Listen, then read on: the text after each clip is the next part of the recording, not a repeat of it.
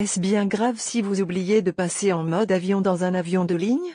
Vous vous doutez bien que les avions modernes sont quand même vachement bien conçus et ne craignent pas les ondes de nos téléphones. Vous vous doutez qu'à l'altitude de croisière d'un avion de ligne, vous ne risquez pas de capter le signal des infrastructures au sol qui émettent en direction du sol. Par contre, vu votre hauteur et votre vitesse, voici ce qui se passera. Votre téléphone cherchera des relais au sol en se mettant à pleine puissance d'émission ou de réception. Vous allez pouvoir constater que votre batterie se décharge rapidement. Vous contribuerez à dégrader la qualité du réseau en dessous de vous et puis c'est tout.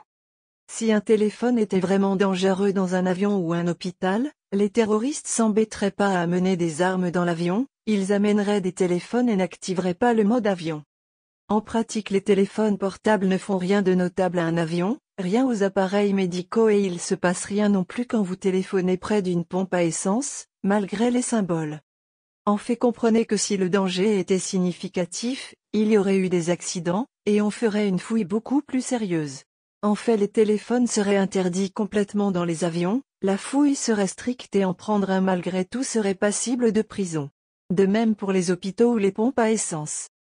Du coup, dans chaque vol que vous prenez, vous pouvez être sûr que plusieurs téléphones ne sont pas en mode avion et que dans l'hôpital plein de téléphones sont utilisés. En premier par le personnel médical. Pourquoi? Déjà parce qu'on doit respecter des normes. Un appareil ne peut émettre des ondes trop fortes, sinon sa vente est illégale. Mais les appareils ne doivent pas non plus être trop sensibles aux ondes. Ils doivent pouvoir subir des ondes électromagnétiques et continuer à bien fonctionner. En gros, vous ne pourriez ni acheter un téléphone portable aussi dangereux et un avion aussi fragile serait interdit. Par contre, si vous êtes très nombreux dans l'avion à avoir l'impolitesse de ne pas suivre les consignes, vous contribuerez fortement à perturber les communications entre l'avion et le contrôle aérien. Vos téléphones vont constamment communiquer avec les tours relais, perdre le réseau, le recapter, entraînant possiblement des interférences bien gênantes pour les pilotes dont la priorité et la responsabilité est de vous amener à destination en sécurité.